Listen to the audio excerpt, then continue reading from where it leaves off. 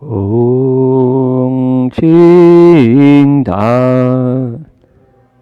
圣听，为此法会，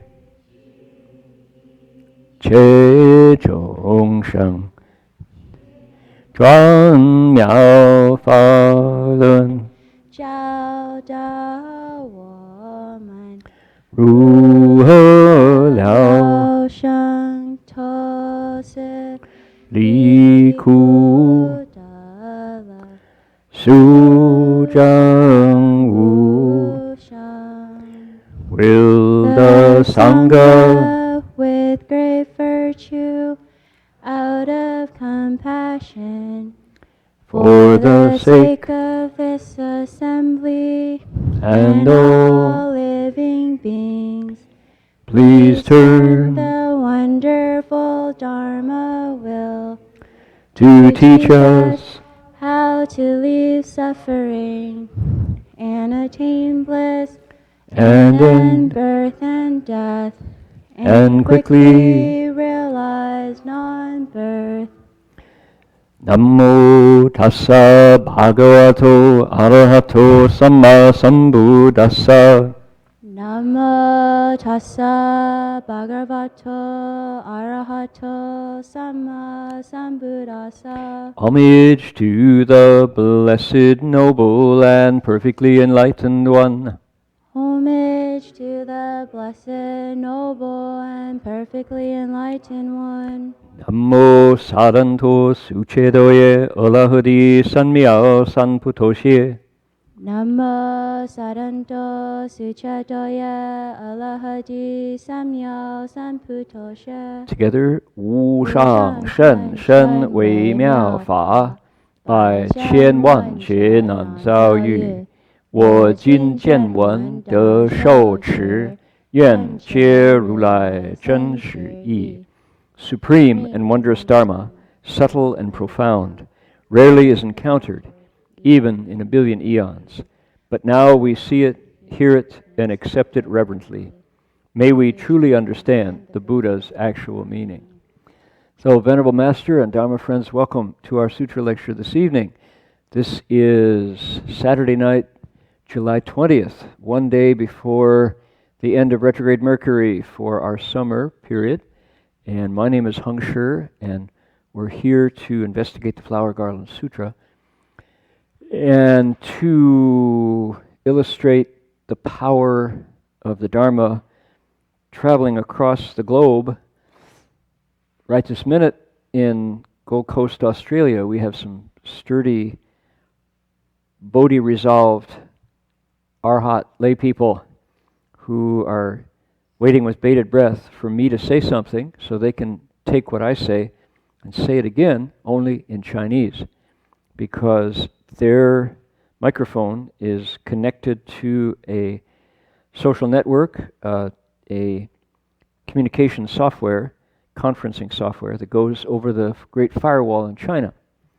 So how wonderful is that? So if any of you decide you want to ask some questions tonight, you can count on those questions being heard in China. Isn't that amazing? That's, one of the true benefits of modern technology is the ability to take the globe and turn it into one room where we investigate the Dharma. On the cover of your sutra, you have the name of the sutra in both English and also in Romanized Chinese and also in Chinese characters. So we're going to recite that sutra name right now.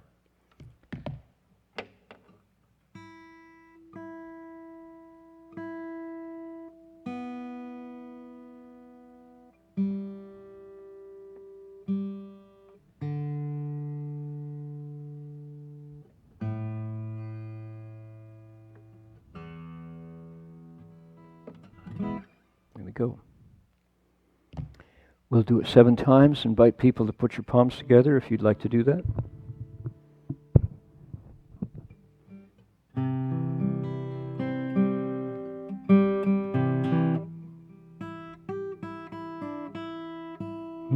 Da dee da da da dum. That's a good pitch, right?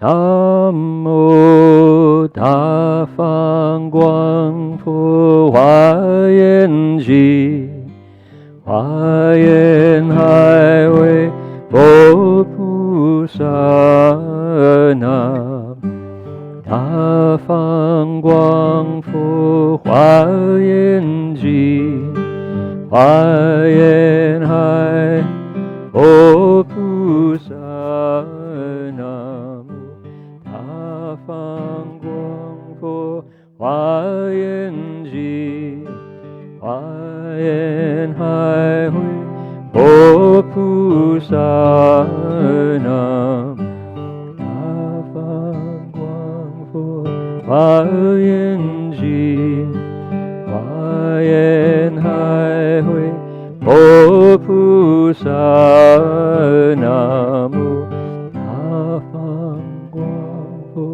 Hoa Yen Ji Hoa Yen Hai Hui Bo Pu Sa Nam Đa Phang Quang Pho Hoa Yen Ji Hoa Yen Hai Hui Bo Pu Sa Nam Đa Phang Quang Pho Hoa Yen Ji Hoa Yen Hai Hui Bo Pu Sa.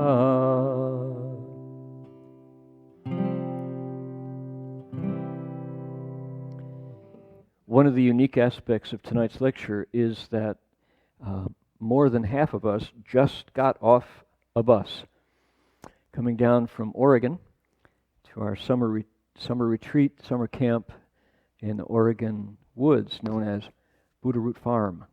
And some of us literally walked in the door, set down our backpacks, and took their seats in the Buddha Hall for the lecture. What dedication, my goodness. And I kind of like the idea that I travel with my own audience. Let's just keep traveling. What do you say? Off to Australia, instant. Here we go. Dharma session. Boom, there they are. Oh boy. A monk should be so lucky, right? Okay. I'm going to ask you to turn, please, to page 84 and 85 in your sutra text. 84, 85页. Jerry, we don't know, did Cliff and Sam get a copy of the new section? I wonder. 有没有办法寄给他们? Okay. 应该有. It's just they expanded it during the week. They added the verses. 重诵. Yeah, okay. All right.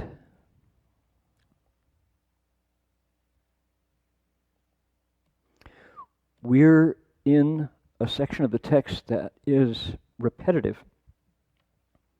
So tonight there will be not much new information. But the standard boilerplate text by itself is wonderful enough that it bears further investigation. And I want people to, if you will, please turn your heads around and look at the balcony. Yeah, there you go. You have to extend your head there. This is stained glass shadows, which occur only at certain times of the year because the sun is now setting over the Golden Gate Bridge due west. That's west. When that happens, at 8 o'clock, the light comes shooting in almost horizontal. And we're looking at a dragon king right now, probably Sagara Longwang. And here is Guanyin Bodhisattva's red shadow. And that's another dragon. Over there, the yellow reflected from this stained glass window. And for me, if I didn't mention it, I would feel kind of selfish because I'm really enjoying watching the dragon shadows cross the wall. People now, Connie, turn the camera around so people watching don't think I'm crazy, all right? Either that or the water in Berkeley is just got so much hallucinogenic material in it. Can we turn that? Yeah, there we go. This is one of the benefits of the Berkeley Monastery's Buddha Hall, is when the right season happens. First of all, in the winter, the sun sets at 5:30 and it sets down there. So any shadows come this way, barely, right?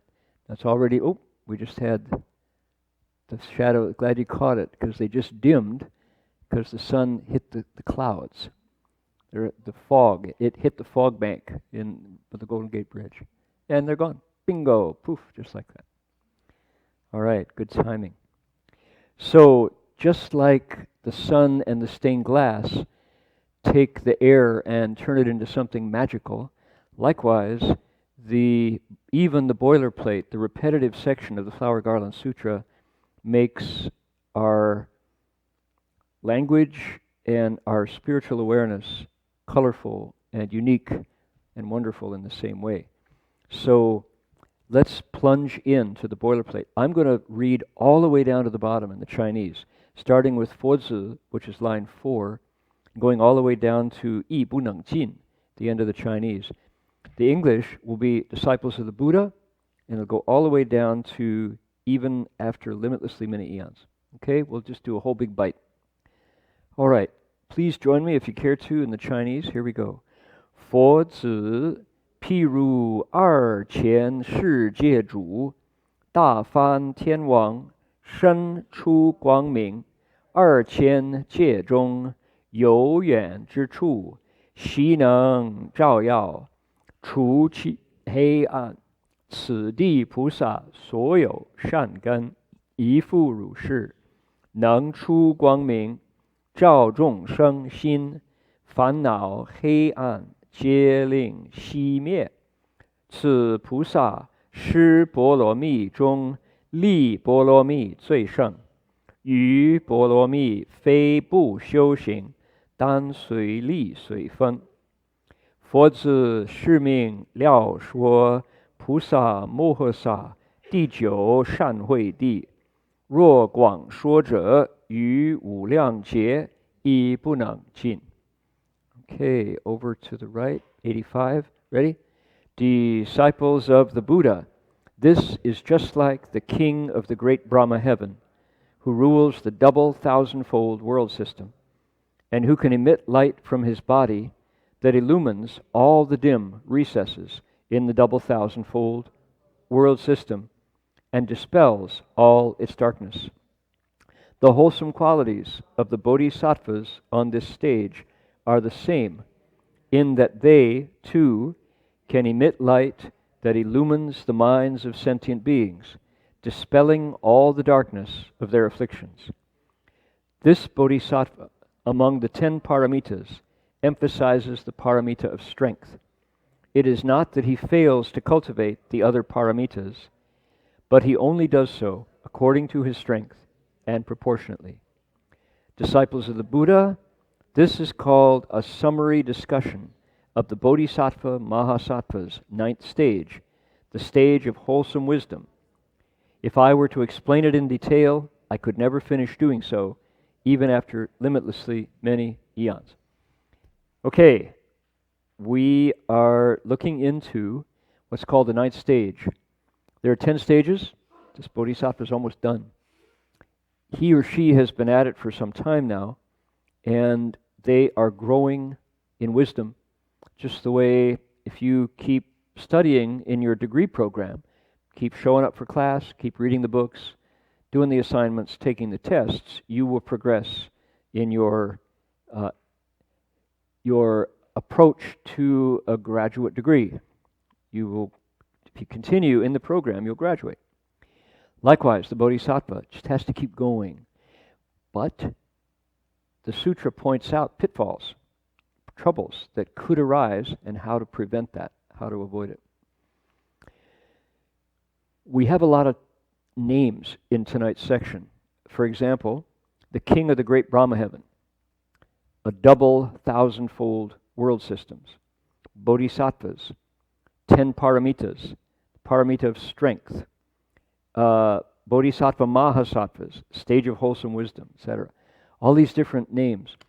And what this is about, there's not a lot of Dharma teaching in this tonight. I mean, there are people who will tell you every single word is chock full of light and wisdom, but in terms of something that will engage your mind and say, oh, I see compassion, oh, I see wisdom, that's not tonight. This is process language. It's not filler, it's important. Every chapter has something similar to this.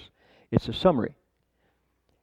This is what is between the Dharma teachings and the verses.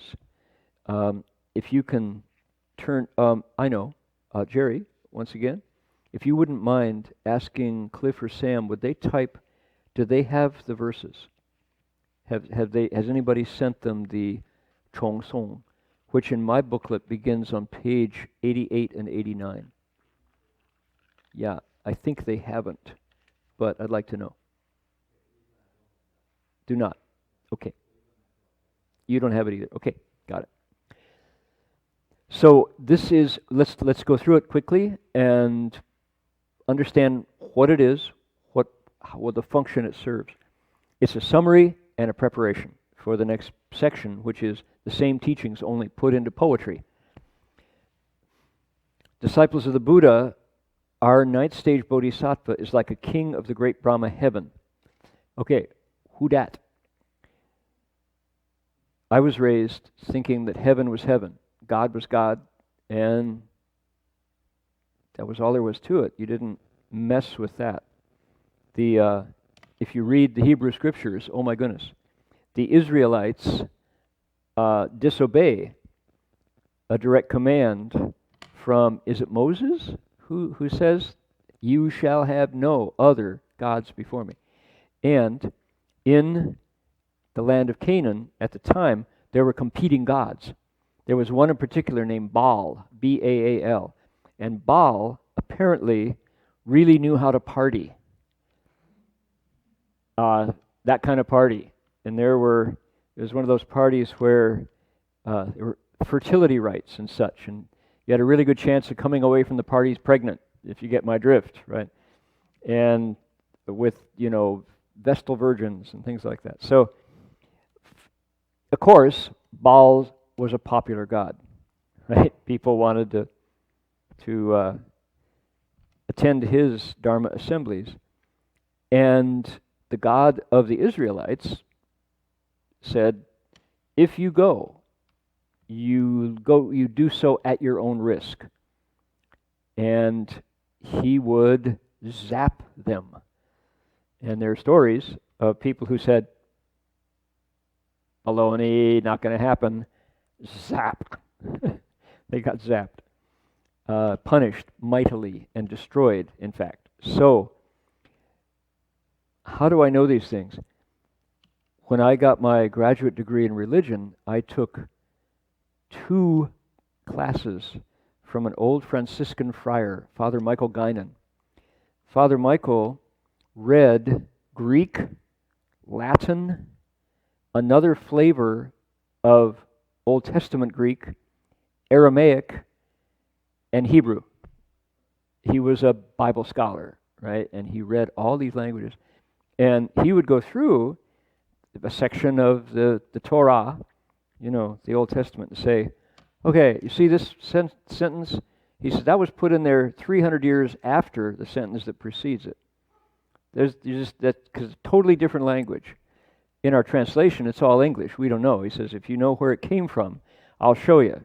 This could only be Quinoan Greek. This can only be Aramaic. This can only be Latin. And that means they're divided by centuries from one line to the next. And he said it's a history book. It's a book of many, many levels, many, many layers. And to assume that it was all written or transmitted by God at one time, and when the pen stopped writing, they were done. He said that's not how it happened. It's the work of many hands, many centuries, and you'll understand it better, its real meaning, if you see it that way. It's mostly a cut and paste. Yep, stick it there, you know.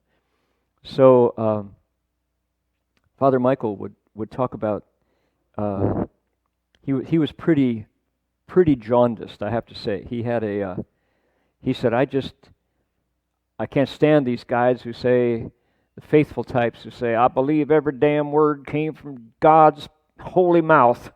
Every word is true. He said, well, that may be so, but you're reading a different book than I'm reading.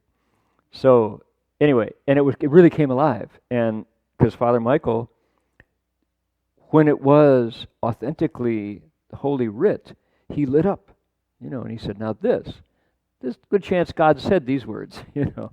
So here is the prophet saying, do not believe any other gods, or else. Says, signed, God. You're in trouble if you do. That was undoubtedly true, because this is a monotheistic world, and there were competing gods. It's not just one. And they were, you know, fighting for followers. So, what about Buddhism? When we get to the Dharma, we just heard about a king of the great Brahma Heaven. That's a god. That's a Deva. And what about that Deva? How does he stand? Where is he, comparatively speaking, with the other gods, with the other competing stories that were floating around the Holy Land as they are now, right? It's no different now than it was then. So, Buddhism is not atheistic, denying the presence of God. That's wrong. And there are people who say, oh, Buddhism, just you atheists, you know, you say, says who? We got a Brahma Heaven God on this page. We're not atheists at all. Well, are you polytheists? Do you believe in lots of gods? Say, no, we're not like the Hindus, who have Shiva and Vishnu and Krishna and Brahma and all the different levels of divinities. Well, if you're not atheistic and you're not polytheistic, you're not monotheistic. No, we don't affirm a creator being. It's not the case the Buddha said, and I built the world, and on the seventh day I rested. That's a different story. One only. And that's the one that the God of the Hebrews wants them to observe. Well, what are we? Here's a Brahma Heaven God. And what's interesting about these boilerplate sections, we're reading the 9th stage, right? This is the summary of the 9th stage. The 8th stage had a God, but it wasn't a Brahma Heaven God. It was a God lower. So how does it go? Buddhists are non-theistic. What's non-theistic? We don't have a story that the world was built by God in a certain amount of time, and then he or she rested on the Sabbath. It's a different story. So what we do have is, in the desire realm, 6 levels of gods. In the second heaven, there are 28. 33. Sancho Santian, 33 gods in one heaven. When you get to the Brahma realm, there are 28. And here's one of them, king of the Brahma heaven. When you get to what's called the formless realm, there are 4. So we have 6, including 33, 28, and 4. They're not creator deities, and we never worship them as such. Praise God from whom all blessings flow. Praise Him, all creatures here below. What do we do? We say, Amitabha's body is the color of gold, right? So we do have hymns of praise to Buddhas, but it's not the same as the praise tradition of Christianity. Okay, no problem. Doesn't diminish Christianity's praise tradition at all. It just says different. Different. Here, our Bodhisattva is studying to know what a 9th stage Bodhisattva does and can practice, but where does he live? He often takes the form of a king of the Brahma heaven. That's what it says. So if you want to send an email, it's probably .brahmaheaven.net, right? Or .indra.net, something like that. And it goes to the Brahma Heaven. And these Brahma Heaven gods, if you want to find out what they're about, there's another chapter of the Avatamsaka that's just incredible. Could that be a Brahma Heaven God? Sure could. What about that one over there with a harp in his hand, or her hand? Sure could. Could be Brahma Heaven gods. How do you get to be a Brahma Heaven God? And the answer is, cultivate. Like the old joke, how do you get to Carnegie Hall? Practice. Right? How do you get to the Brahma Heaven? Cultivate. Master Hua would say specifically the 五戒十善.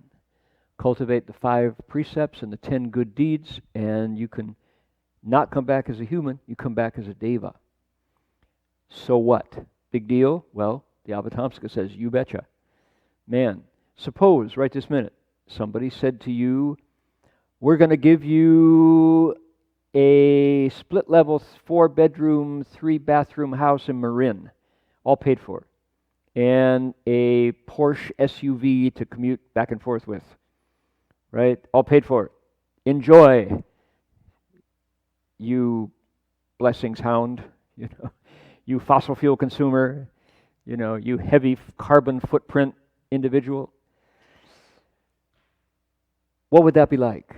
That would be mighty poor compared to the heavens. The finest human existence, they say, is puny compared to the lowest of the devas. What's the difference? Blessings. Fu bao. The way the sutra describes, and the way Master Hua would talk about it, he'd say, the heavens and the human realm are like musical chairs. People are popping out and going up, descending and climbing all the time. We said this the other night at Buddha Root Farm, some people, for whatever reason, seem to have huge blessings as human beings. Let's look at someone the world loves to beat up on is Bill Gates, bless his heart. Bill and Melinda Gates. He was, for years, the world's richest man, and the spouse of the world's richest man. And he's not at the moment.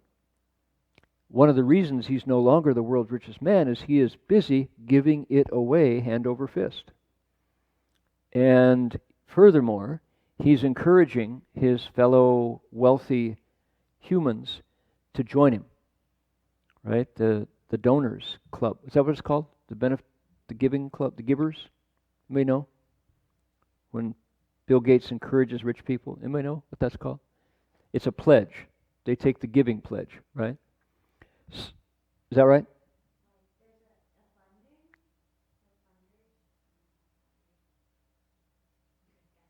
I don't know. He goes to fellow billionaires and says, give it away. If you need some help, here's where, right? Now, by doing that, what is he doing? He is creating more blessings. If, let's say, here's our theory, why do some people appear in human bodies but they have incredible wealth?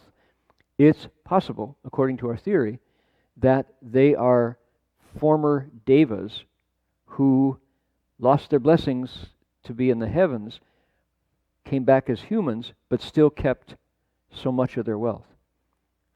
Now, the principle behind this is 受苦是了苦，享福是消福. Master Hua would say this all the time. If you can endure putting up with difficulty and not complain and not moan and not bitch and not carry on and not fight back, right? Guess what happens? That difficulty goes away. By enduring suffering, he says, suffering goes away. You actually pay it back by letting it hit your body while you're young, while you're able to bounce. Big disasters become little ones go away. Semicolon. If you enjoy your blessings, guess what happens? Your blessings go away. You use them up just like spending money from your bank account. So somebody who only enjoys all the good stuff without sharing it, without passing it along, without feeling grateful. Somebody who uses stuff and wastes it loses it. If, let's pick Bill Gates, let's pick on Bill Gates some more. And I respect the man tremendously. If he were nothing but a dilettante and a playboy and someone who lived in the fast lane and squandered his wealth, we would say, well, he may come back as a human next time because he's done a lot of good, but maybe not. Maybe he's just on the way down. But look at what he is doing according to our principle. He is taking all that wealth and trying to give it away, eradicating malaria, right? He takes on diseases. Let's get rid of malaria. Let's get rid of, what else? Anybody follow the Bill and Melinda Gates Foundation? They've tried to just surround mosquitoes and neutralize. They have all kinds of things. He's also investing in veggie meat. He's connected to the idea that animal exhaust, methane gas out the tailpipe of cows and large-bodied industrial animals is a cause of greenhouse gas emissions. So he's trying to get people to switch over to meat that never walked on 4 feet, right? So by doing that, guess what? Bill Gates is planting the blessings for coming back as a deva. So, interesting, right? And if anybody remember once, back in the day, I was an early Macintosh convert, and I was what you call a Mac evangelist back in the day, Guy Kawasaki and the gang. I wrote software reviews for Asian language software for the Berkeley Mac Users Group, BMUG, which is just up the street. And I'm published in the BMUG Journal. This goes way back. You have to have been hanging around Berkeley in the 1990s to remember this. And anyway, back then, we were down on the dark side. If you use Mac, you did not use a PC. And Windows was unacceptable, right? That was, did not. Since then, the platform wars, as they were called, got pretty boring. And who stole from who originally, that's, did Steve Jobs steal from Bill Gates, or Bill Gates steal from Steve Jobs? Ultimately, who cares, But that was, back then we would pick on Bill Gates relentlessly for creating Microsoft, which was an MS-DOS, and then Windows on top of MS-DOS. And I remember I was just casually kind of repeating the kind of attacks that we gave in BMUG. I was in Atlanta, and I was just saying, yeah, and Bill Gates, so-and-so. And this African-American woman, teacher in high school, said, now, I don't want to hear you bad-mouthing no more Bill Gates. I'll have you know his foundation put my son through college. So you be careful who you slandering, monk. And I'm like, well, thank you. I let that go too long. So, and we stopped that now because he's planting the blessings that lead to the heavens, no doubt. And his wife is a large part of that effort. So I think it's very interesting. The question is, are there bridges between the human realm and the realm of devas? Are devas gods? Another question. Not in the sense of God the Father, the creator of heaven and earth. They're not the same. But they do inhabit a realm above human's realm. So, ultimately, the story of one God is a story. Ultimately, the story of the prince who leapt over the palace wall and studied for 6 years to wake up is also a story. And people have affinities with certain stories. When they hear it, it's like, ding, oh, that's compelling. That's really interesting. I want to know more, right? Other people hear the story and it's like, not my tribe. I belong to a different tribe. Disciples of the Buddha, it's like the king of the great Brahma heaven, who in this case rules the double 2,000 3,000 世界, the double thousandfold world system. That's a counting of the cosmos. How is the world built? There are triple, threefold, and there's twofold. Brahma God is the ruler of that. Brahma gods travel in their palaces. Can you dig it? Mobile homes. Think mobile home, right? RV. They travel through space in this space traveling RV. And it's really comfortable. They are always in samadhi, they say. They never leave full lotus. So if you see a picture, maybe you see a Buddhist illustration from a sutra, and here come beings in the sky who are all folded up, chances are it's the Brahma God. Okay, another interesting point, and this is for people who like folklore. How many people know the Jataka tales? Stories of the Buddha's past life? Yeah? The Deer King? You all heard the Deer King, right? The banyan deer and all. So there's a level of Buddhist literature called Jataka tales. It's 佛的前生故事, the stories of the Buddha's past lives.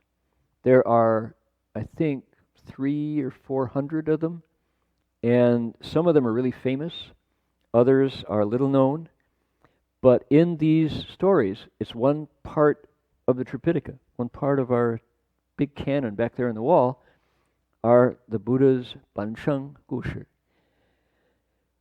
So in these Jataka stories, that's the Sanskrit word, the Pali word for them, there's a bunch of translations floating around. Among the Jataka tales, the Buddha talks about when he was a deer king of the deer. Then the Buddha says, I used to be king of the monkeys. And in that lifetime, and he goes on and tells the story about what he did when he was the king of the monkeys. And he goes, in this lifetime, I was a great eagle. And they're animal tales, known by the label of fables, mostly. Fables are stories that include animals and tell the morals of the story. So that's the Jatakas. The Jatakas end by saying, almost every time, and the prince, who in this life was king of the monkeys, revealed himself to be the past life of the Buddha, and he went on to be reborn in the Brahma heaven as a reward for his just deserts. Folklore. In the Jataka tales, being reborn as a Brahma god is considered like what you're able to do, not nirvana, interestingly. So those stories, which are like one of the oldest folklore tellings available on the planet, preach that going to the Brahma heaven, where you live in dhyana samadhi all day long, fly around the sky in a palace, is pretty good. That's one of the highest kinds of rebirths. Furthermore, got another one for you. When the Buddha, according to the Pali stories, let's say he just woke up. We're under the Bodhi tree. Here's this tall, skinny bhikshu who's glowing, and he looks like he's really happy. His according to our story, his first thought was to explain our sutra. He explained the Avatamsaka. According to another story, he said, I'd like to teach this, but you know what? Nobody's going to get it. Forget it. I'm not going to bother. He walked around the Bodhi tree for days and days and said, it's too hard. People are too much into pleasure. They don't want to meditate. They don't want to give anything up. Why would they listen to me? I think I'll enter nirvana now. Right at that moment, according to this story, a deva from the Brahma heaven, or 3 of them, came down and said, please, sir, do not forget living beings are suffering. You have to teach. Don't retreat from your vows. Continue. Please, living beings are miserable. Help them out. And the Buddha, according to the legend, went, I don't think so. Nah, not really. Nah. I got to take a library book back, and, I got to post some photos to Facebook, and then I'm out of here, So maybe not in that order. But so he didn't say that. He said, I don't think so. And they pleaded some more, and after 3 requests, they convinced him, and he set off for the Deer Wilds Park to find the 5 bhikshus. And that was the first turning of the Dharma wheel followed that. So how interesting, right? Once you start digging around, these Brahma gods pop up all over the place. So clearly, this level of devas are paying attention to what we're doing. What we're doing. And I told the story again just this afternoon. Actually, I was with Homero, and I was with little Homero's daddy. We were in Mount Shasta, looking over at the big snowy mountain, Mount Shasta, talking to the monks and nuns of Shasta Abbey, telling them the story about Abhayagiri Forest Monastery that didn't burn in the Redwood Valley fires, and how the Apache firefighters from New Mexico looked at that fire, ash and smoke and black carbon right up to the little footpath that was the boundary of Abhayagiri, and just reach out and touch. Here is Venerable Ajahn Chah's shrine made of wood.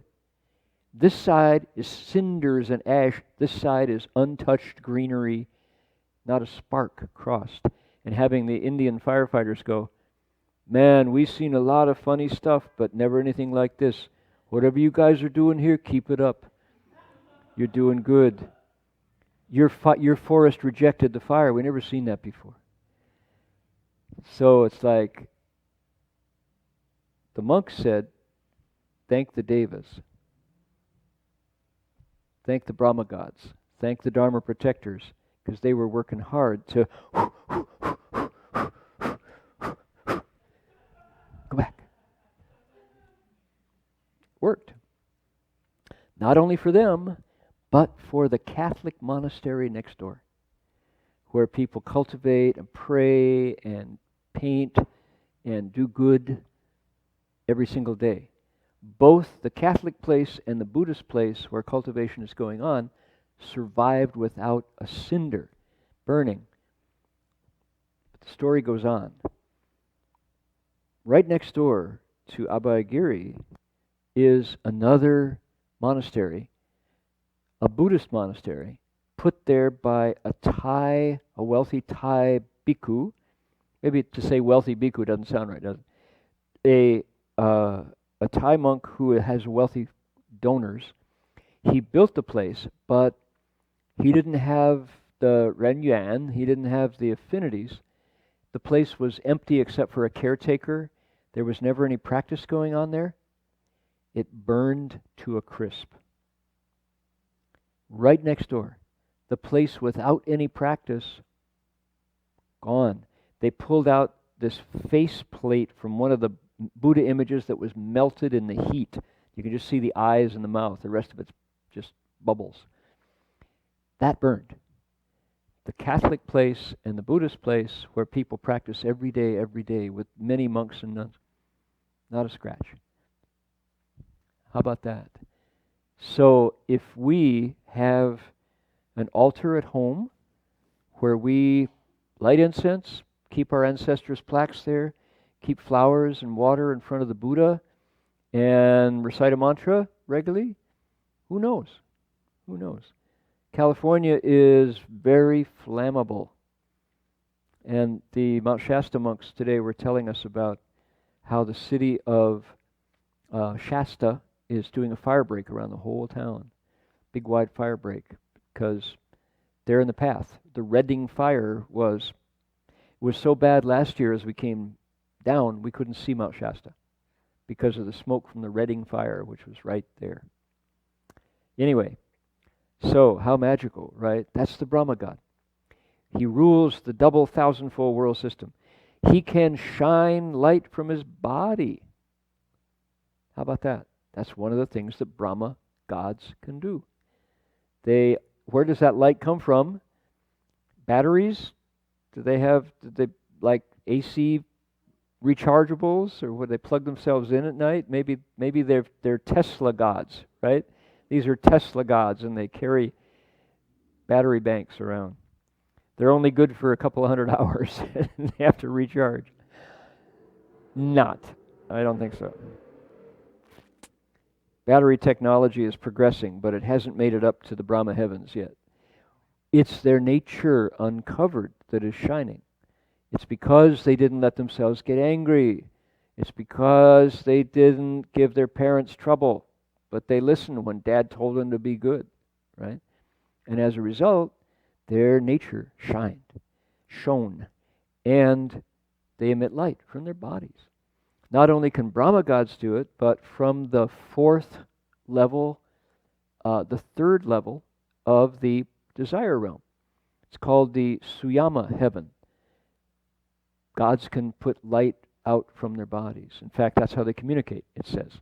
Because they're already, why? They're above the level of the sun and moon in the cosmos. So the light, the illumination in their heavens comes from their own nature.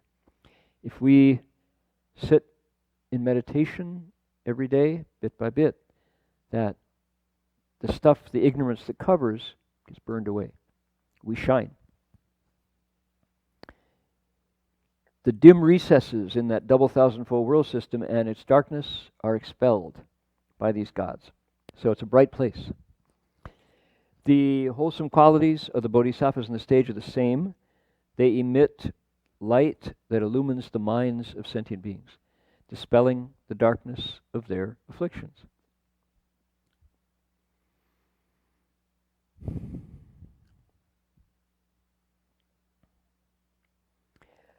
The pattern of the boilerplate goes on. There are 10 stages. There are 10 paramitas, right, in the Avatamsaka. Usually there's 6.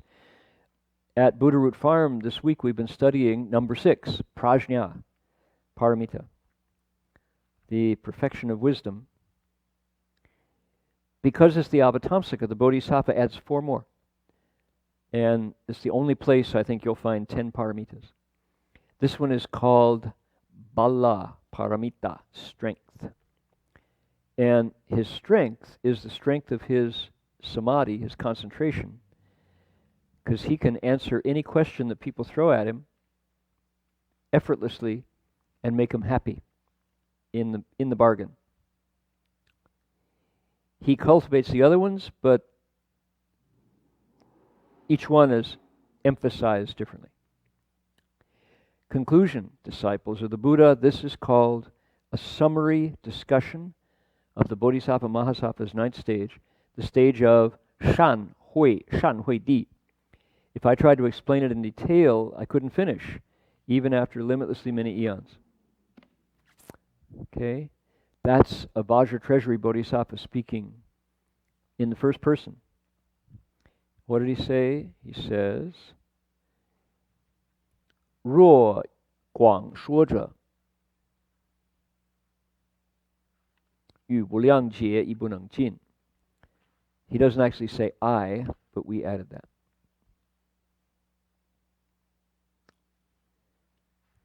Okay. 86, 87.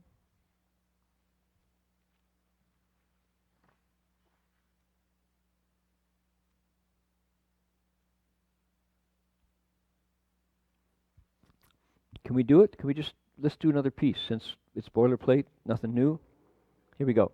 佛子菩萨摩诃萨住此地，多作2000世界主，大梵天王善能同理，自在饶益，能为一切声闻缘觉具诸菩萨，分别演说波罗蜜行，随众生心，所有问难无能曲折，不施爱欲利行同事，如是一切诸所作业，皆不离念佛，乃至不离念一切种一切智智。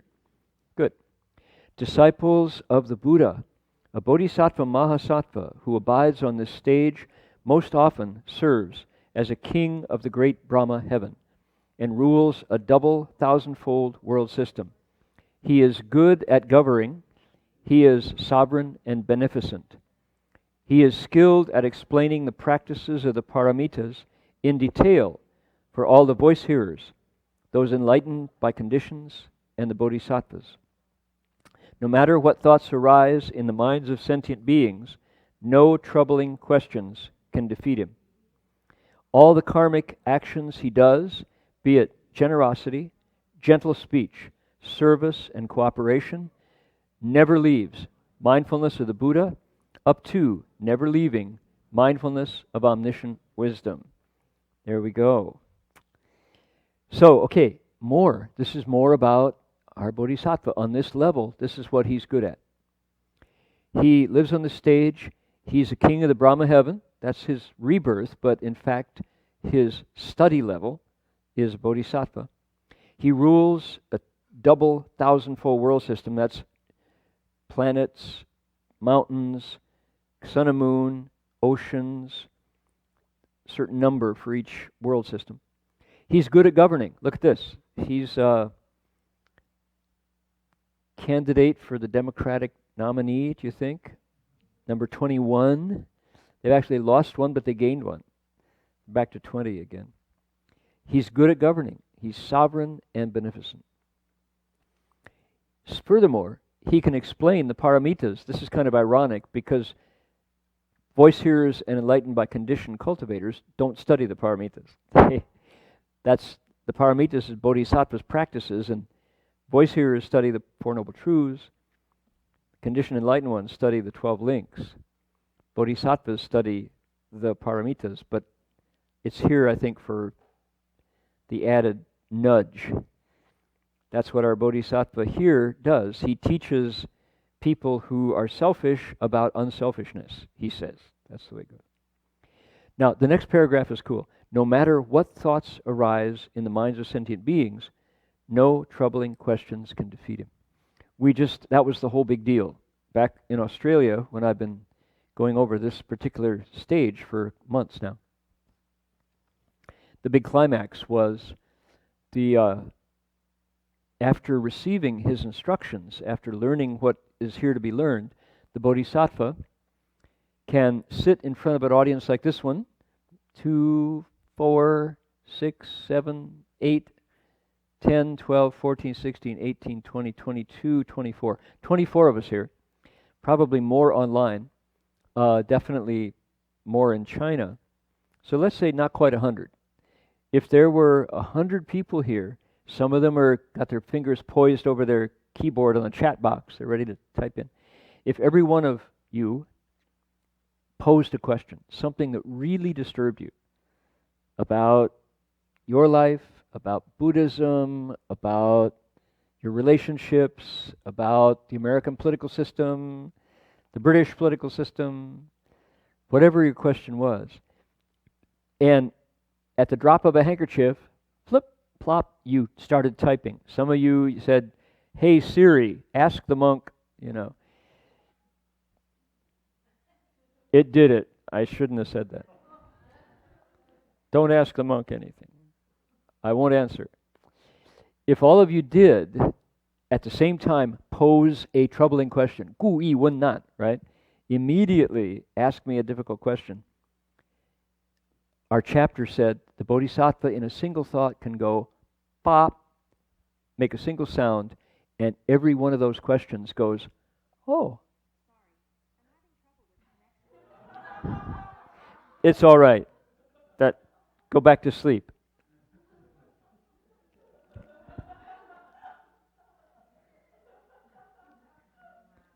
I know. Inject Siri into the lecture.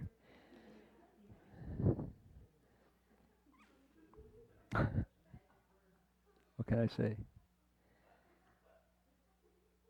I don't think now, did she resolve my doubts or did I increase her doubts? I'm not sure. Anyway, that's what the whole stage was about, is how the bodhisattva has this ability, and here's the kicker, so do you. So do I. In our minds, latent, the wiring is all there for us to have that ability. It's called dharani. And we just don't activate it. We're doing other stuff with our bodies and lives, right?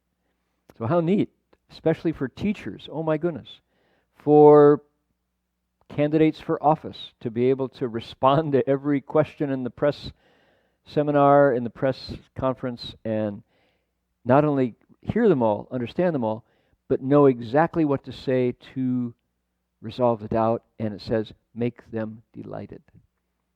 Not only do they go, oh, I never saw it that way, but they go, wow, how nice, right?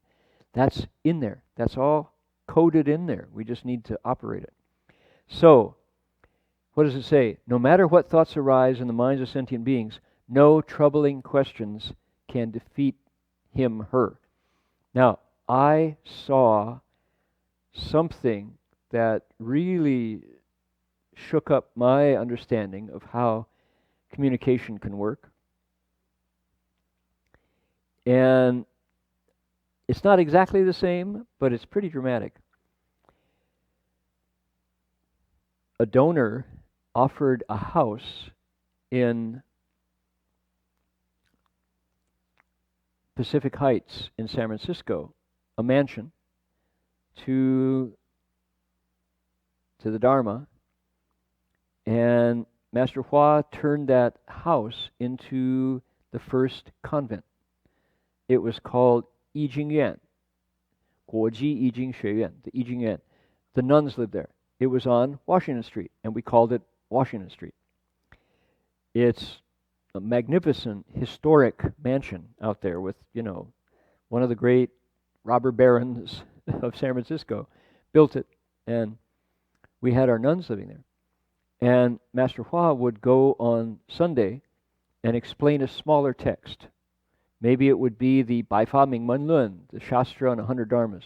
Maybe it would be the Da Cheng Qi Xin Lun, the Awakening of Faith in the Mahayana, or the text on medicine, Yao Xing Fu. Shifu would explain a smaller text, not a major sutra. And we'd have a meal and come back in the afternoon on Sunday, just feel, a little outing for the monks to go over to visit the nuns, and the nuns got a chance to host us and all. So one day, it's time to go over to Washington Street, and one of our laymen, a guy named Bob Olson, who the late Bob Olson, Guo Fa, his name was. Bob was nominated to watch the door, kan menkou, and that was a big job for Master Hua. Okay, Guo Fa, we're going over to Washington Street. You watch the door. Can you do it? Yeah, sure. Well, yeah, I can do it. No problem. I'm happy to do it. Okay, do a good job, Guo Fa. Don't let anybody steal the door, Master Hua would say. Okay, sure. Well, I'll sit right here. Yeah, you sit there right there, Guo Fa. So we thought, that's funny. Why is Shifu, what's the big deal about Guo Fa watching the door? So we left and went over, and one thing you have to know for the story to get its proper punch is Bob had a sweet tooth. Every day, Bob was an electrician. Every day, he started his day with 3 jelly donuts and 2 cans of Diet Pepsi. Every day. I was his electrician's apprentice, so I watched. We would go up to one of San Francisco's famous donut shops where they were fresh and piping hot, and Bob would shovel those super sugar bombs down his stomach, and his temper would flare up regularly. Bless your heart, Bob.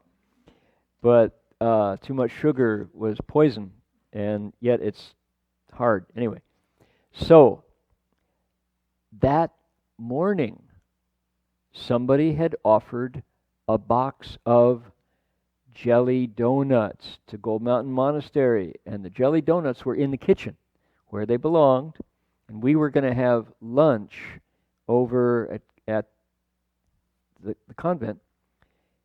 And then the deli donuts were going to get eaten tomorrow because they were too late and they didn't carry them over for dessert. They just said, we'll eat them tomorrow.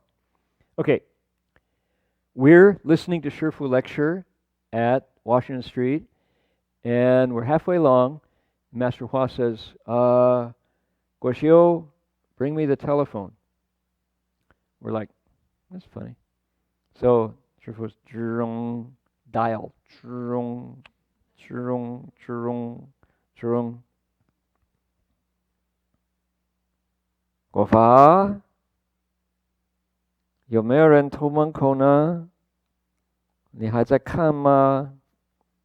好啊，你好好看门口吧。好，我们不久就回来了。阿弥陀佛。Like that.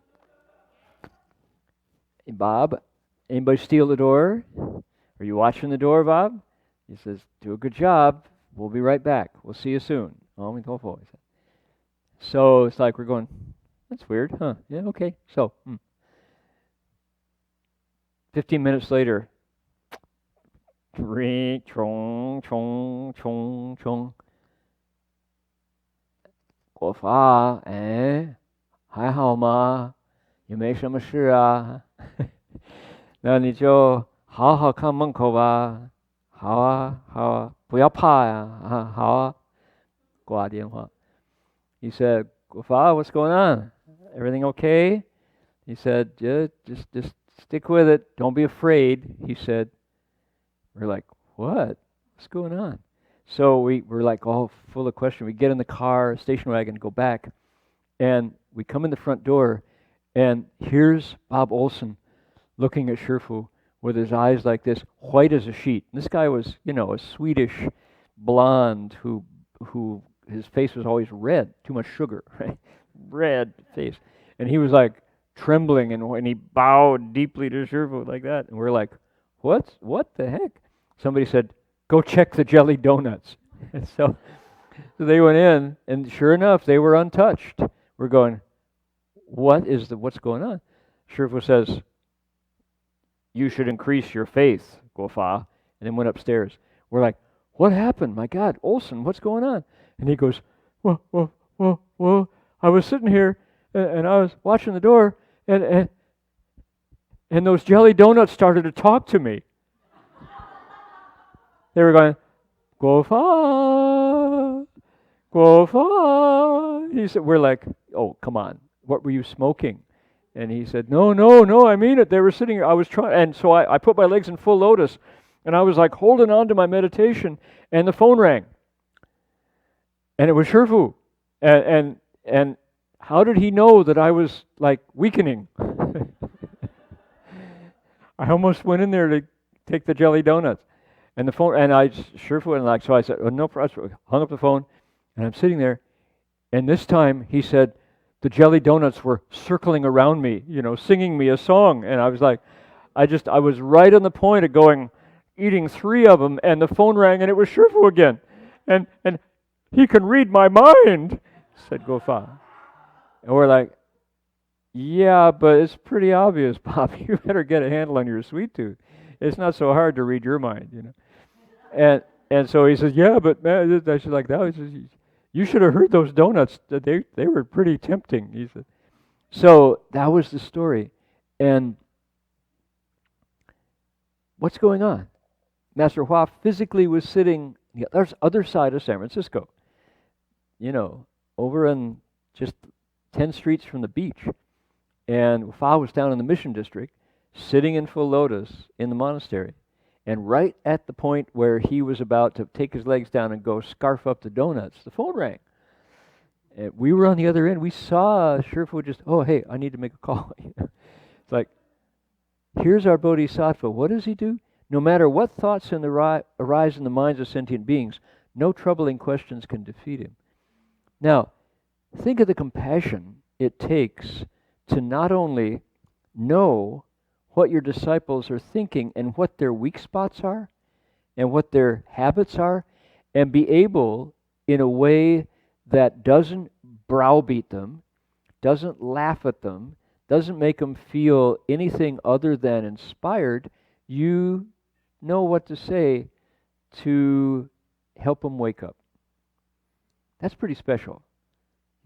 I mean, Master Hua could have slammed him or, made him feel terrible or waited until he ate some donuts. Then it would be hard to save face. But he did it in a way that Olson only respected his teacher more. And we got a funny story out of it, But that kind of thing happened to individuals, usually without fanfare.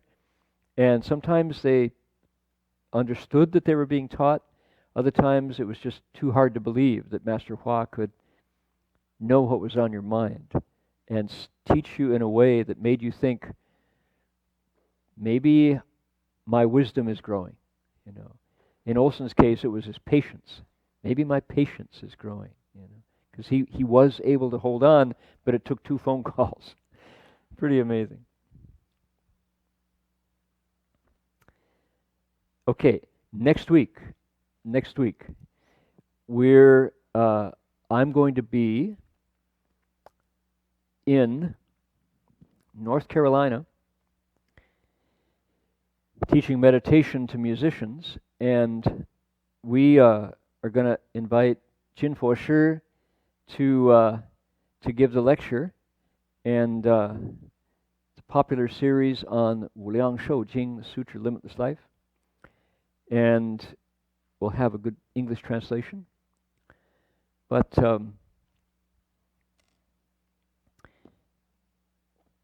I wanted to share, I've learned over the years that when Buddha Root Farm Summer Camp has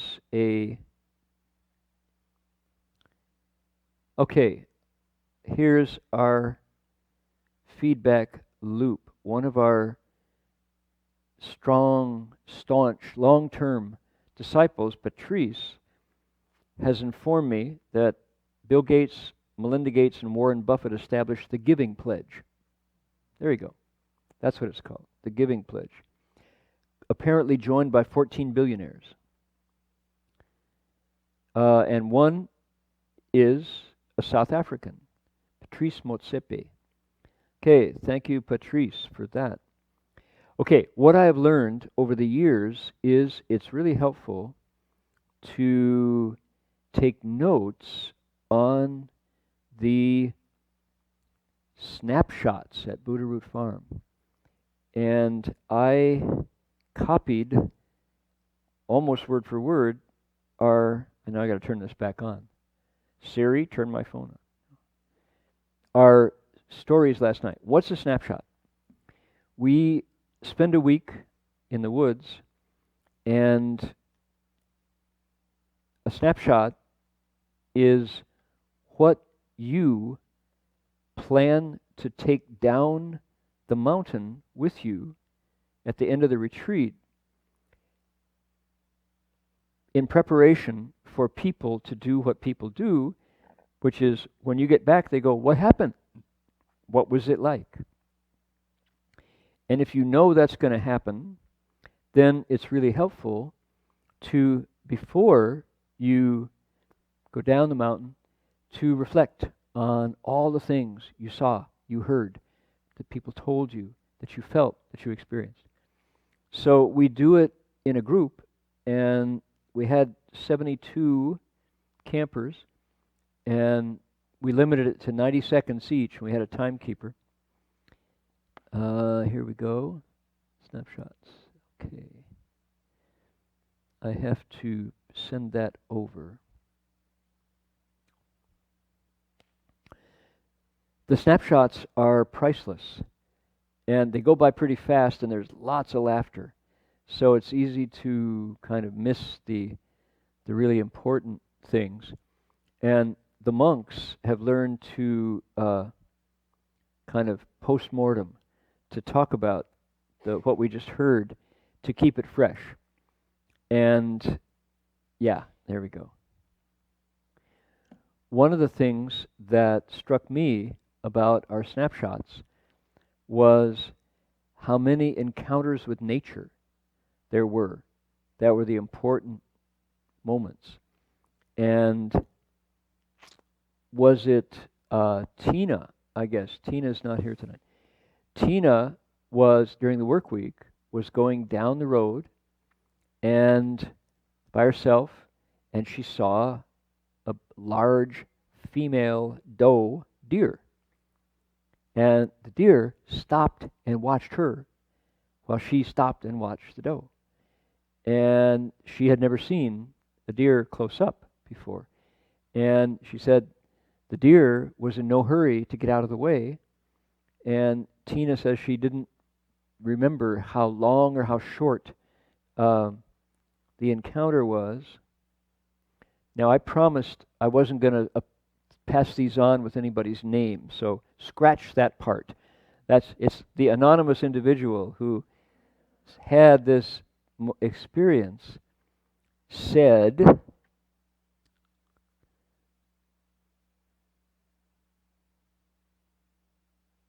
coming up,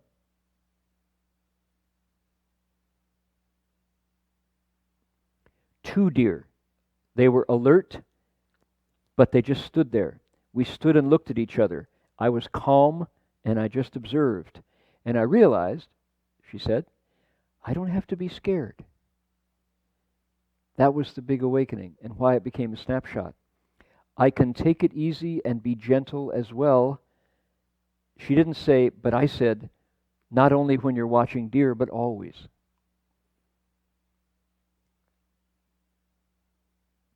She was one of many people who had encounters with elk and deer and birds, and what were some of the other ones there?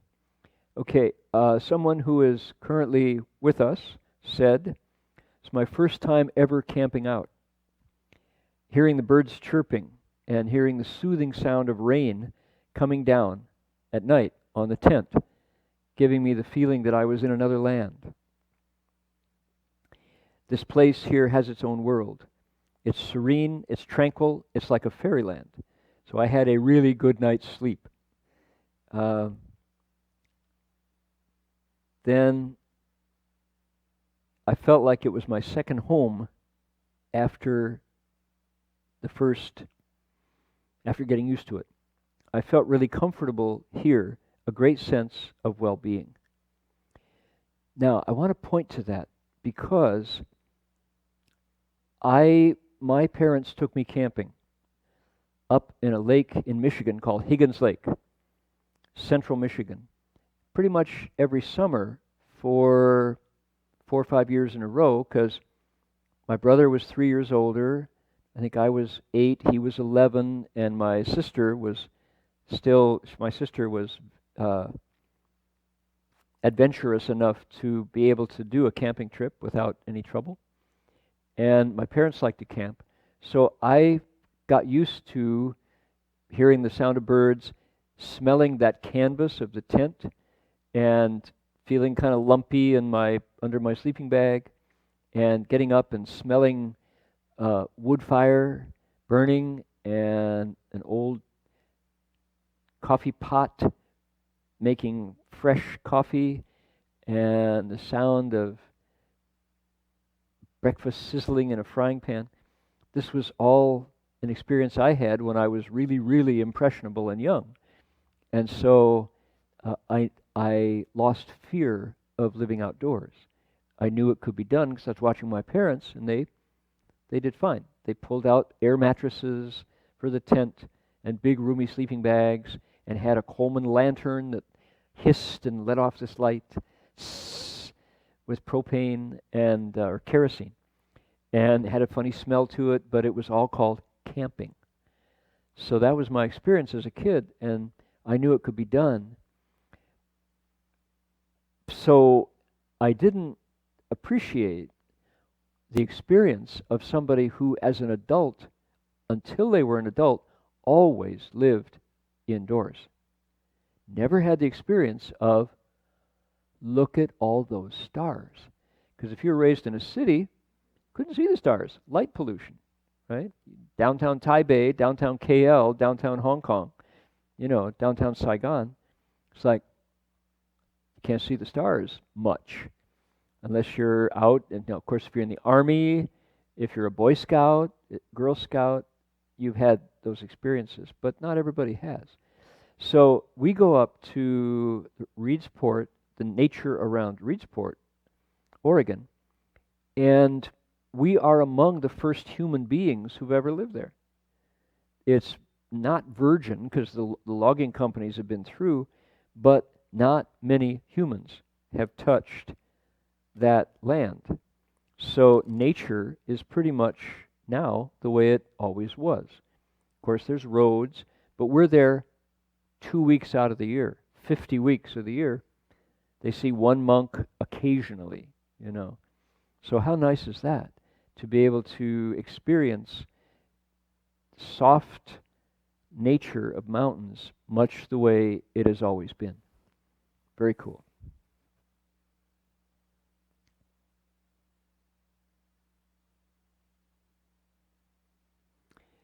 First time camping ever. Was very nervous, didn't know what to expect, but I came to hear the Dharma. It's a wonderful place to look inward. Everybody's personal stories were really touching. In the afternoons, we have a story sharing. The first lecture on how compassionate the Buddha was brought tears to my eyes.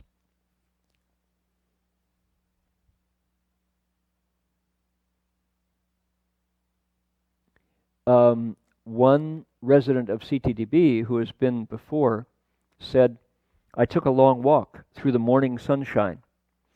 I appreciated the moss on the trees and how green it was. And I came across the creek, and there was a big elk standing in the creek looking at me. And as I stood and watched, more and more elk came out and filled the creek. And they were all standing and watching me. 8 adults and 3 fawns.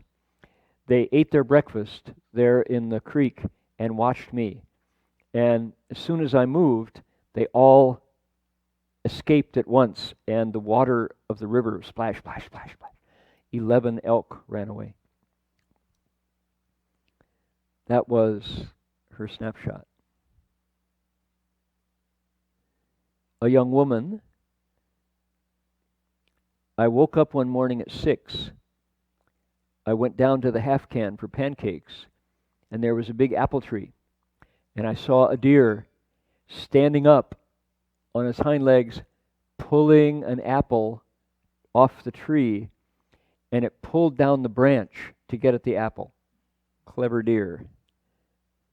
So these encounters with nature are things that will stay with us our whole lives. And I certainly appreciate that as a monk who lives part of the year in Australia. Simply the act of stepping outside my 4 walls and the roof puts me in a place where nature is unchanged for millions of years. Australia is an island, and the species that are there don't exist other places. Kangaroos, koalas, right? Wallabies, wombats, echidnas.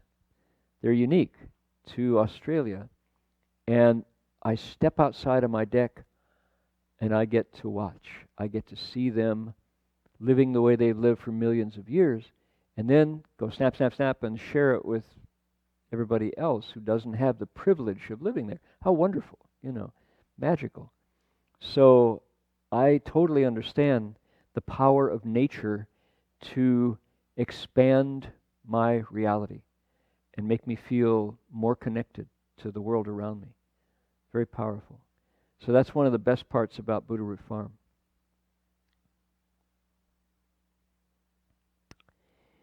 My plan is to play the Dedication of Merit on my 1998 Alberico guitar, and then walk over to the computer and show you all some photos.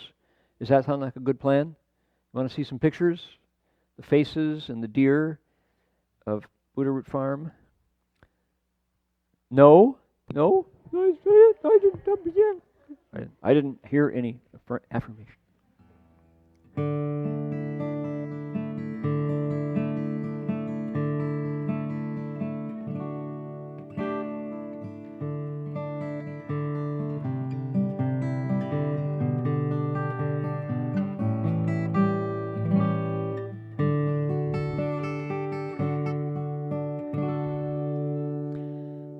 Nice guitar.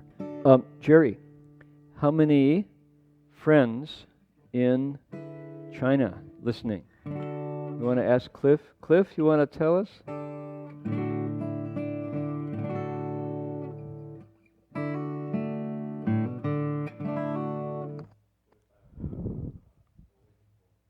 Okay, can you count up how many on YouTube? 45. Okay.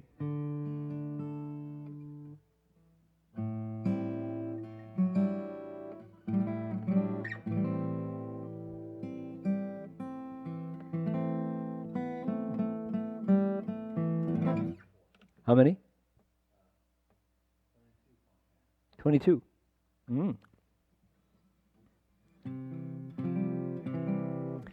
Have you got your wish? Dedication of merit is found on the back side of your Dharma request. Here we go.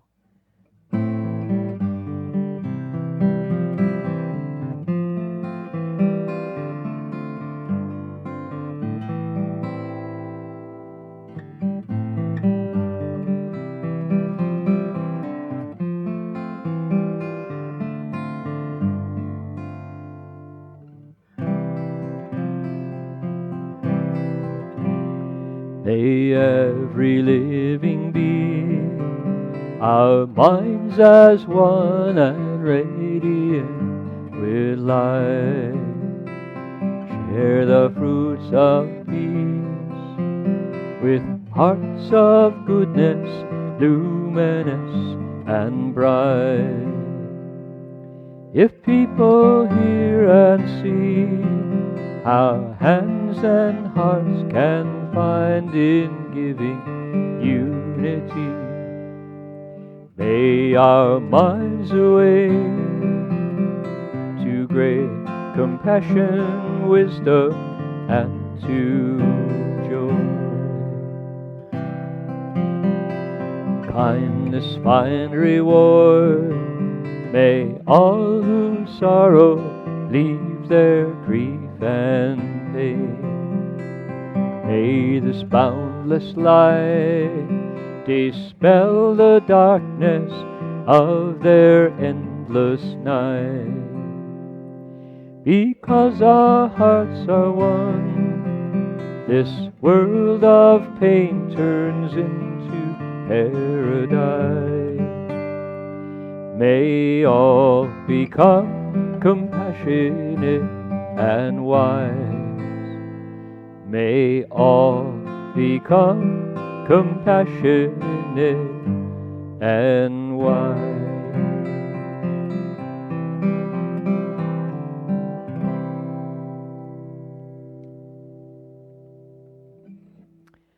Sounds good to me. Okay, I'm going to hop down, drop the screen, turn on the computer, and we'll get started.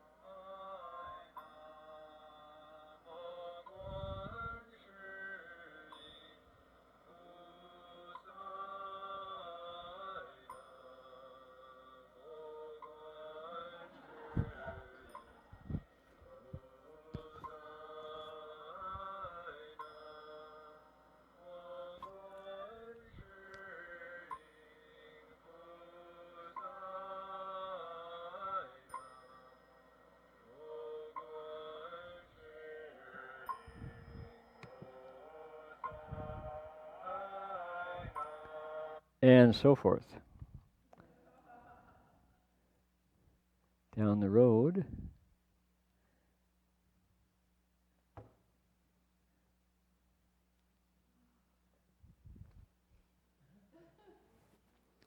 mini burgers.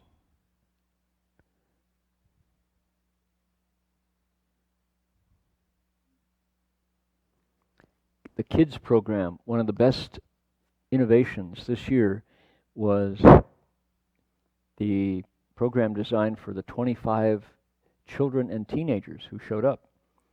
So Graciela and Jenny Sue and Emily put together a really wonderful kids program that kept everybody occupied.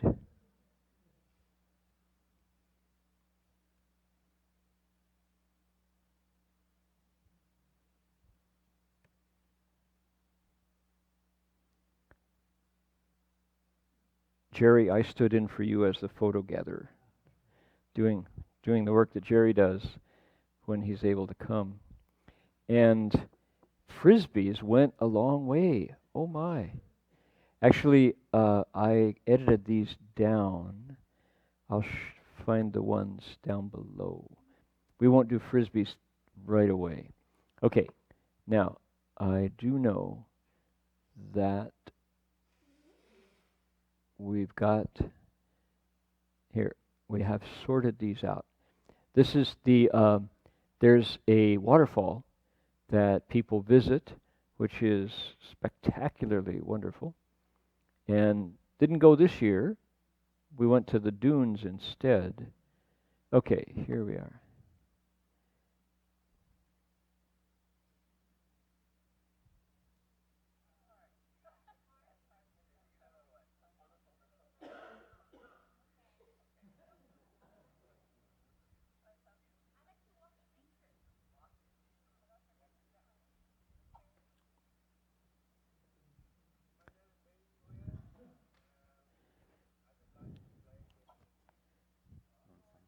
Okay.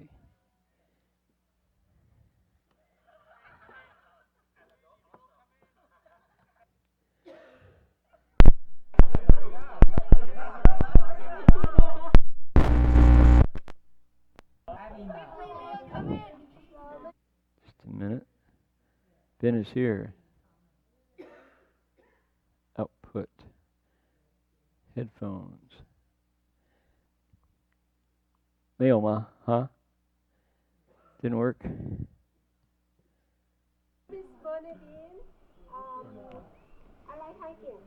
Okay, yep, got it. Okay.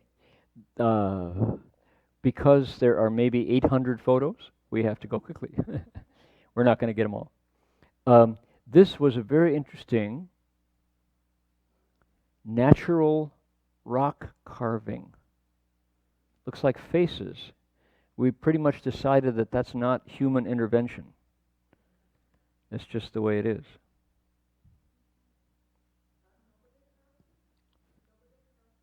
Don't think so. No. It would have been too difficult to come down the cliff, right? For example, you can see, yeah, you can't see.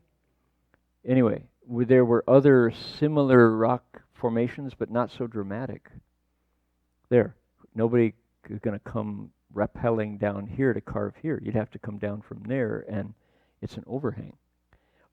Unless you took a giant ladder up, which I don't think it happened. Anyway, very interesting. This is the night sky, taken by Jin Husher. That's the Milky Way.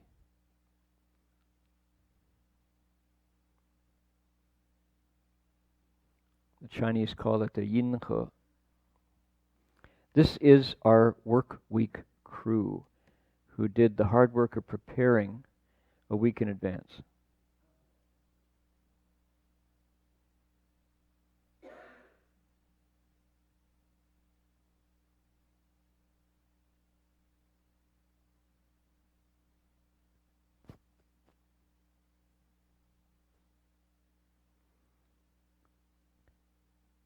Saxophone. Some people have hose, others have saxophones. Oops.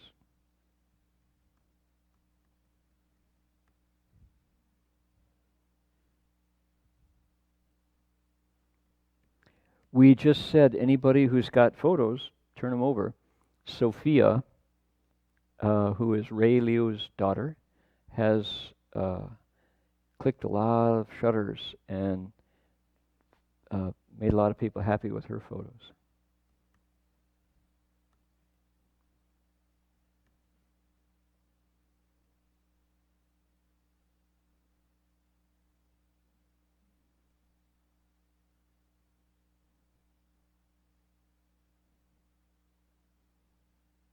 Interesting perspectives, huh? These are called foxgloves because they look like if foxes wore gloves, they would be. And it's digitalis. The heart rhythm medicine is made from foxgloves. So don't ingest these. It will slow your heart down.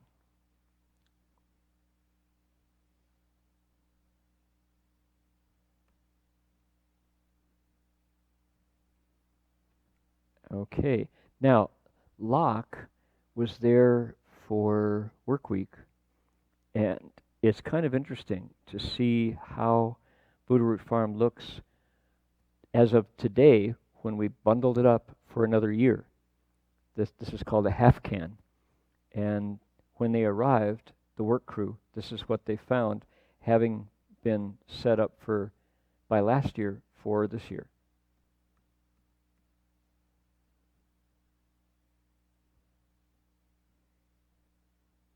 So this is, if you were on the work crew, this is what you see on work week.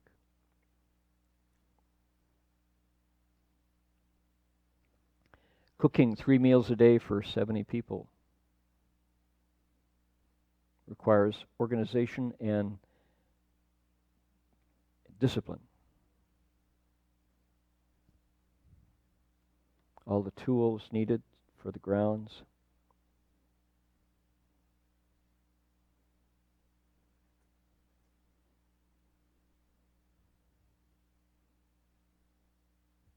Here we go.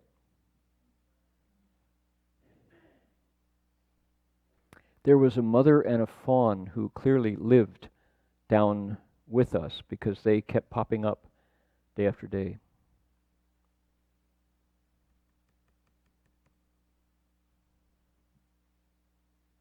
White-tailed deer.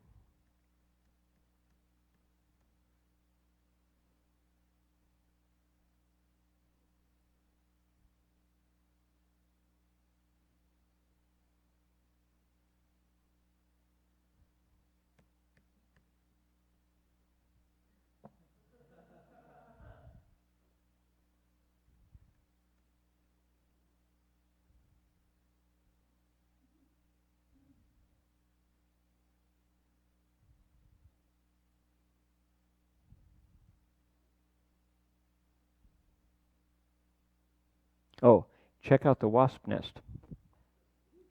It's huge. They're called paper wasps, and we had to block off the walk. This is on our deck to avoid angering the wasps. And that's their home. And we have some more pictures of the wasps coming and going. These are the meditation cushions. Here's the Buddha hall before anybody puts it to use. We have a Chan hall up above and the dining room known as the half can down below. There's Mount Shasta.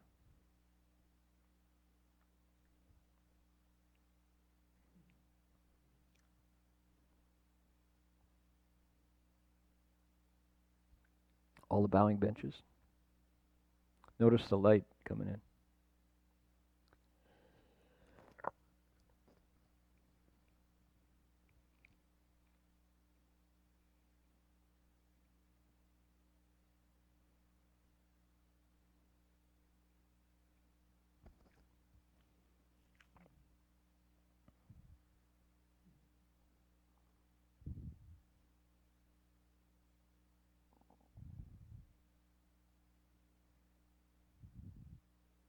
Marshmallows.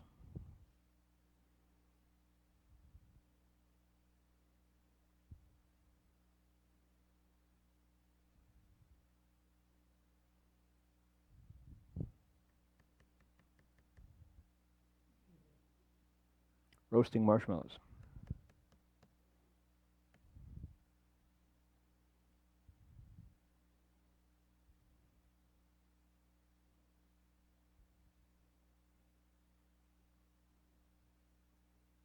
Oh, okay. There we go. That's one set. Now, clearly, to do justice to all the photos is going to take more than one showing. There's lots of photos to look at. So let's see here. We did Sunday. Let's look at Monday.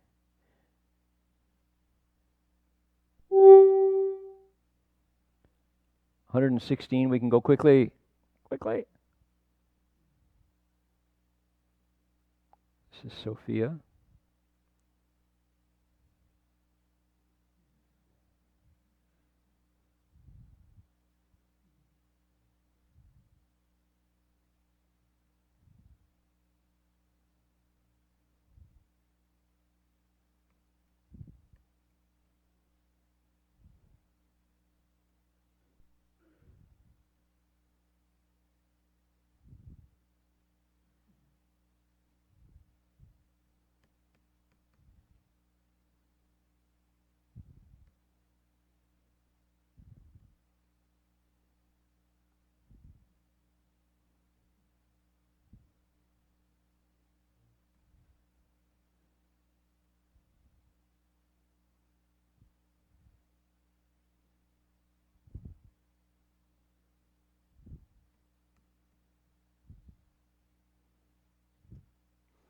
Who's this?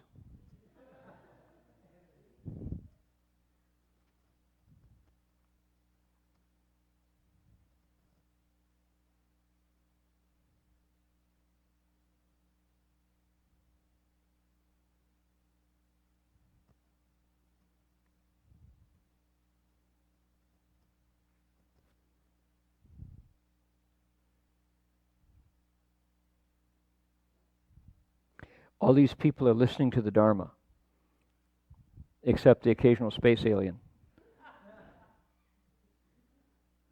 It's not clear what he's doing. So here's Jinro Sure.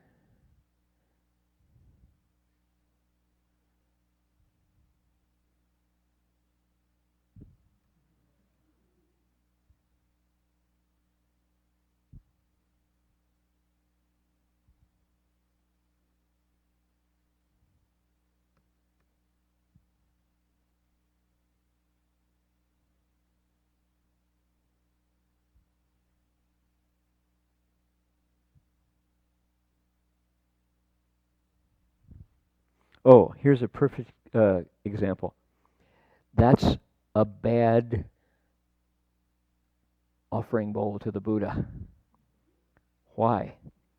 From the middle one, the monk or nun who's going to feed the ghosts has to get 7 grains of rice or a piece of noodle or a chunk of bread or some starch, and it's plain. These people were obviously very proud of the gourmet variety and the tastiness of all the food, and they thought the Buddha would really want a variety, so they gave the salad to the Buddha.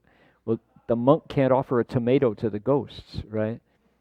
So we have to say, send it back, plain rice, please. Jin Chuan, did you ever hand him?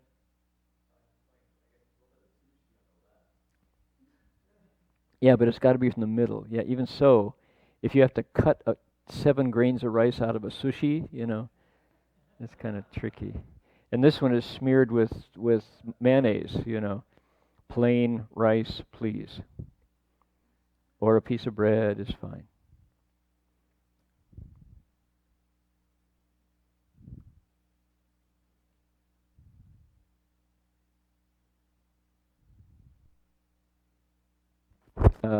Yeah, let's see. Is this the one? We had some remarkable Frisbee games.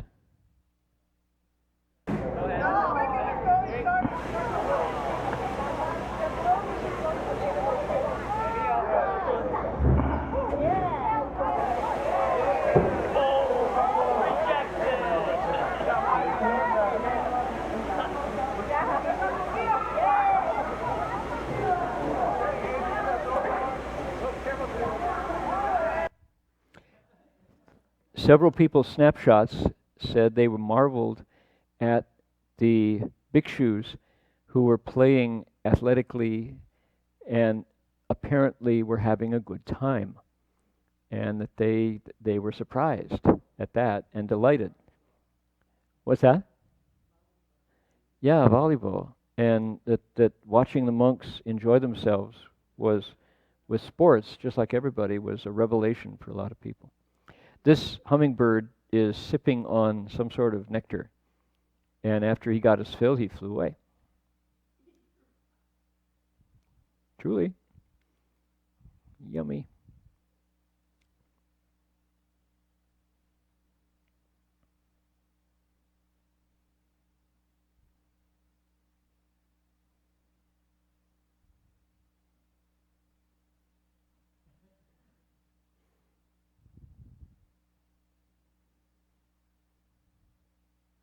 Oh, this is interesting.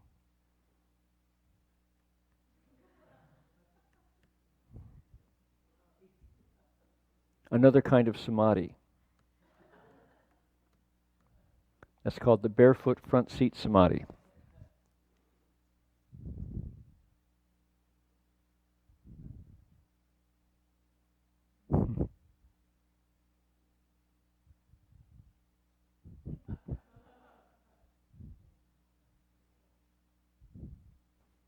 That's the apple tree that the deer was trying to munch from.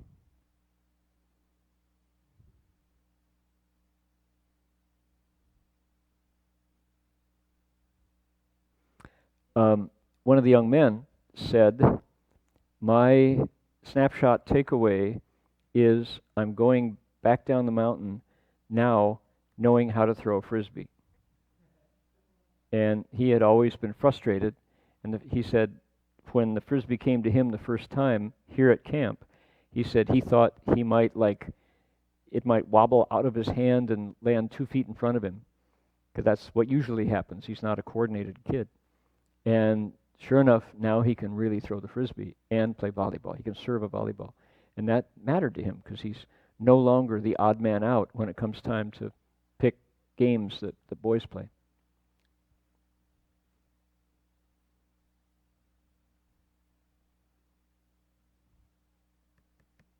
Space alien deer.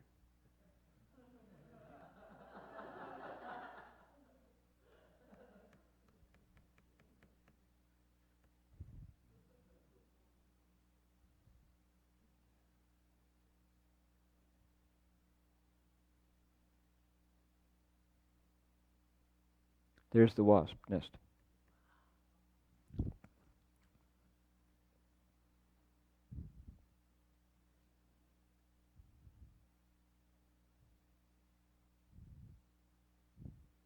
This is the very guy we were talking about.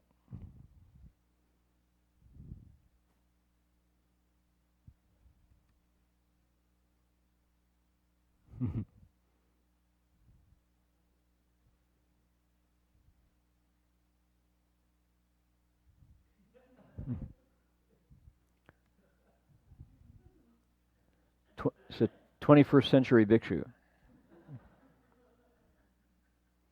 There are 18 requisites for the arhat. Now there's 19. Frisbees.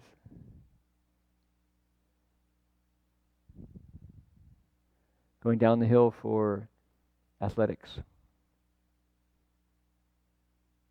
This is the river, which is at low level, but it's pretty much been the same height for quite a while, quite a few years. Here's a crayfish.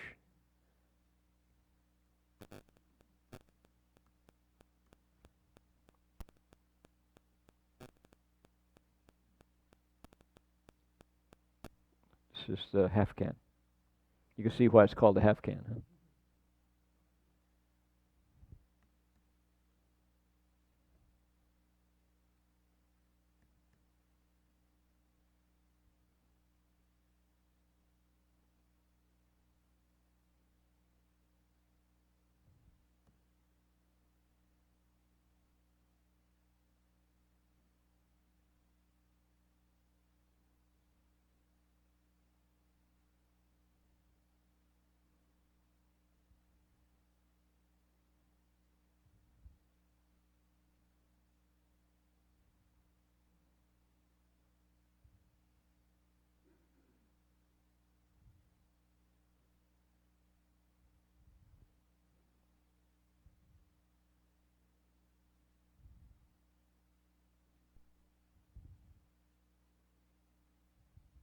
This is what happens at 4 o'clock.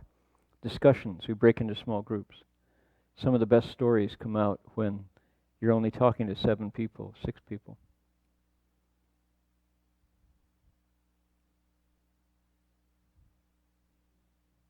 Actually, this is the last one today, and Jenny has quite a comment here.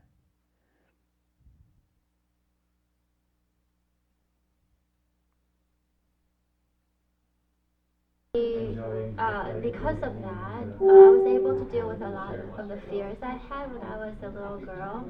Because whenever I get... So, because of that, you learned the Dabejo, is that right? Or Guanyin's name? The Heart Sutra. And because you learned the Heart Sutra and recited it, you weren't afraid like before, huh? Is that right?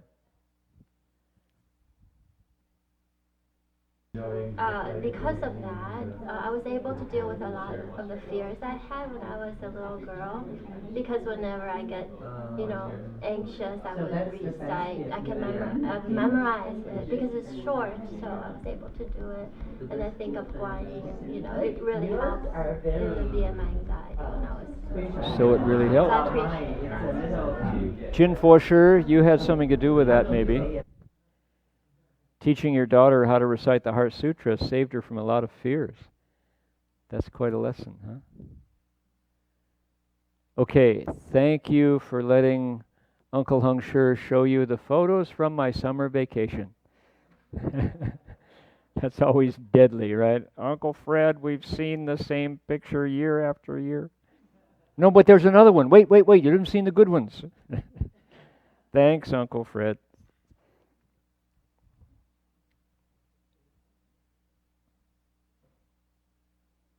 All right. So if we can run the screen up, and we'll turn the lights on, and we'll bow, and we'll see you. I'll see you in 2 weeks. We'll see everybody here in next week for the Sutra of Limitless Lifespan. 佛说无量寿经.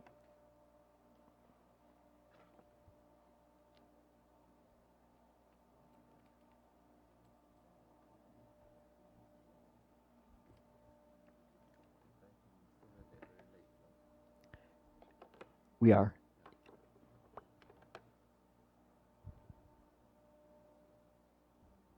So it's 2 weeks.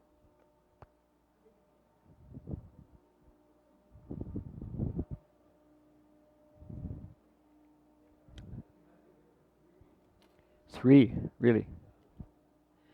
What's the third?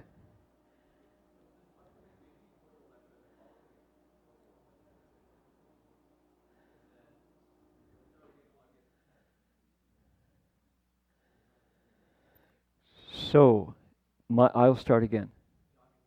Okay, we need to let Cliff and Sam in Australia know that I'll be back again August 10th with the Saturday night lecture, which is Sunday noon. I'm quoting my appointment secretary here. Hope you're right, because it's official now. So I'll be in going to Swannanoa and returning exactly on 2 Saturdays, which is a bummer. But then following that is another event, right? That's Vancouver. Okay, I'll be. Yeah.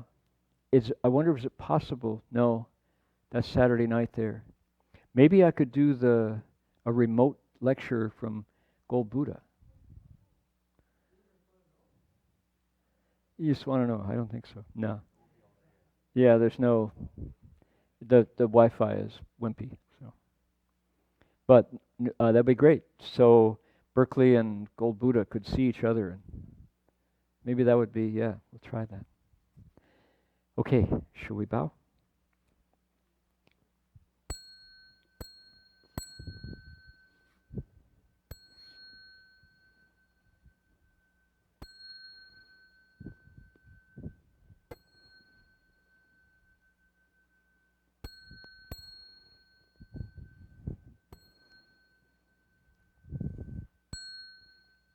Bow in respect to the Venerable Master.